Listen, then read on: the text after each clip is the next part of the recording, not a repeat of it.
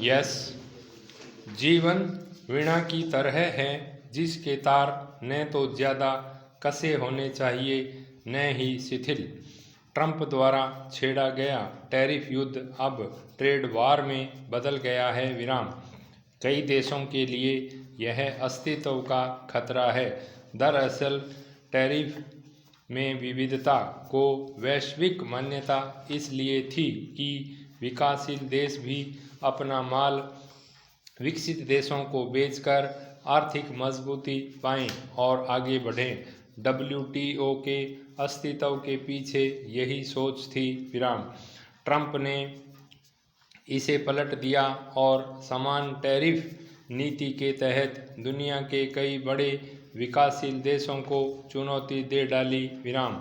अमेरिकी जनता को यह पसंद आया लेकिन इसके साथ ही जब ट्रंप ने यूरोप के कई देशों के इलाके हड़पने की बात मजबूती से कही तो सभी देशों को अपने अस्तित्व पर खतरा मंडराता दिखा। Canada, Denmark, Germany, England, France, चीन और भारत और खाड़ी देशों के लिए यह नई चुनौती थी। यूरोप गोलबंद हुआ, अरब दुनिया संगठित हुई और चीन तनकर खड़ा हो गया। भारत के लिए भी बेहतर विकल्प यह होगा कि अब ट्रेड खिड़कियां खोलें। ट्रंप ने यूक्रेन को दी जाने वाली सभी सैन्य व अन्य मदद रोकने का ऐलान किया है। इसका मतलब यह भी है कि अगर यूक्रेन उनकी शरण में आ जाए तो मदद फिर शुरू की जा सकती है। उधर यूरोप ने संगठित रूप से यूक्रेन को मदद देने के लिए कमर कस ली है विराम। लेकिन क्या यूक्रेन यह भरोसा कर सकता है कि यूरोप बहुत दिन अमेरिका की तरह मदद देता रहेगा? क्या यूरोप के छोटे छोटे देश इस स्थिति में हैं कि आर्थिक सामरिक मदद ज़्यादा दिन दे सके विराम? आजकल इस बात की चर्चा है कि आने वाले वक्त में बड़े बूढ़ों का अकेलापन और बढ़ेगा विराम। इसी के साथ उनकी सेवा करने वाले स्वास्थ्य कार्यकर्ताओं की कमी होगी विराम। ये दोनों ही खबरें बड़ी खतरनाक हैं विराम। भारत से हटकर जो देश हैं वो अपने अपने हिसाब से समस्याओं का समाधान ढूंढते हैं विराम। जैसे अमेरिका, यूरोप, एशिया में कुछ शहरों में वर्चुअल मनुष्य तैयार किए जा रहे हैं विराम। ये रोबोट से थोड़े अलग होते हैं विराम। ये उन अकेले बड़े बूढ़ों के साथ जिंदगी बिताएंगे। हम भारतीयों को ये तो मान ही लेना चाहिए कि अकेलेपन की समस्या बढ़ेगी। सेवा करने वाले अपने या भुगतान करके प्राप्त की जाने वाली सेवाओं में कमी आएगी विराम।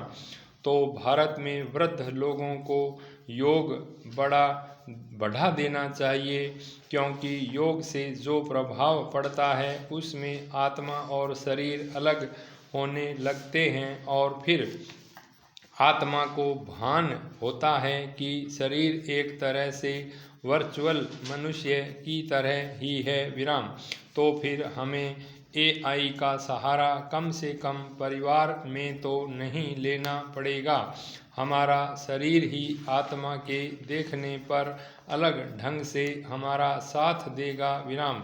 इसी में शांति है, इसी में अकेलेपन की विदाई है विराम। पैरा हजारों कस्में खा खा कर कई लोगों की जान की बाजी लगाकर भी कभी न झुकने की रट लगाने वाले ज़ेलेंस्की भी अब तो घुटनों पर आ गए हैं विराम। लेकिन हमारे नेता जो बयानवीर बने घूमते रहते हैं, किसी मोड़ पर किसी सीमा पर रुकना नहीं चाहते विराम। एक कांग्रेसी प्रवक्ता ने भारतीय क्रिकेट टीम के कप्तान रोहित शर्मा को सलाह दे डाली है कि आप काफ़ी वजनी हैं, थोड़ा वेट कम करिए। उनकी तुलना भी की पुराने कप्तानों से। एक दूसरे नेता ने कहा, औरंगजेब तो बड़े महान और दयालु थे, उन्होंने कई मंदिर बनवाए। यह तब हो रहा है जब एक शो पर हुई आहत कर देने वाली बातों का विवाद अभी थमा तक नहीं है। विराम। पहले आते हैं कांग्रेसी प्रवक्ता के रोहित शर्मा पर दिए बयान पर। आप राजनेता हो, राजनीति कीजिए, वहाँ जो खेल करना हो करते रहिए। खिलाड़ियों का उत्साहवर्धन नहीं कर सकते मत करिए, कम से कम उन्हें हतोत्साहित करने की कोशिश तो मत कीजिए। आपकी टिप्पणी के बाद ही रोहित इंडिया को हर मैच जिताते जा रहे हैं। अब आपकी क्या रही? खेल से लगाव है तो खेल देखिए। इस तरह की टिप्पणियां देश बर्दाश्त नहीं कर सकता। और जहां तक रोहित शर्मा का सवाल है, उनके पास तो वक्त ही नहीं है इस तरह की फिजूल बातें सुनने या पढ़ने का। भाजपा वालों ने इस टिप्पणी का सही जवाब दिया है कि जो कांग्रेस 90 चुनाव हार चुकी है, वो टीम को जिता रहे रोहित शर्मा पर टिप्पणी करने चली है। इन्हें अपने गिरेबान में झांकना चाहिए। विराम। दूसरा मामला है महाराष्ट्र के एक नेता का। वे औरंगजेब की प्रशंसा करते नहीं थक रहे थे। विरोध हुआ तो बयान वापस ले लिया। लेकिन ऐसा बयान देना ही क्यों जिसे वापस लेना पड़े। हालांकि कहा ये जा रहा है कि यह एक राजनीतिक हथकंडा था। विराम। सत्ता पक्ष विधानसभा में अपने एक नेता से जुड़े विवाद में विपक्ष के आगे फंसना नहीं चाहता था, इसलिए इस तरह का बयान दिलवाकर उस पर हंगामा करवा दिया और सदन की कार्यवाही स्थगित हो गई। विराम। विवाद टल गया। हालांकि इसका कोई सबूत नहीं है, लेकिन यह सच है तो सत्ता पक्ष के इस तरह के हथकंडे भी ठीक नहीं कहे जा सकते। विराम। आखिर आप इस तरह की बयानबाजी का खेल करवाकर क्या दिखाना चाहते हैं, क्या बचाना चाहते हैं? फिर ऐसे में आपको कांग्रेस या अन्य किसी राजनीतिक दल के बयानों पर टिप्पणी करने का भी हक कैसे दिया जा सकता है? दरअसल राजनीतिक लोग जब इस तरह की पैंतरेबाजी करते हैं तो उन्हें दूसरे पक्षों के वैसे ही हमलों के लिए तैयार भी रहना चाहिए। आप नेता हैं, हमारे ही वोटों से बने हो। आप हमारी आम लोगों की भलाई के बारे में सोचें, न सोचें कोई फर्क नहीं पड़ता, हम जी लेंगे आपकी मदद या किसी तरह की सहायता के बिना, क्योंकि पेड़ तो वो भी पल जाता है जिसका कोई बीज नहीं होता।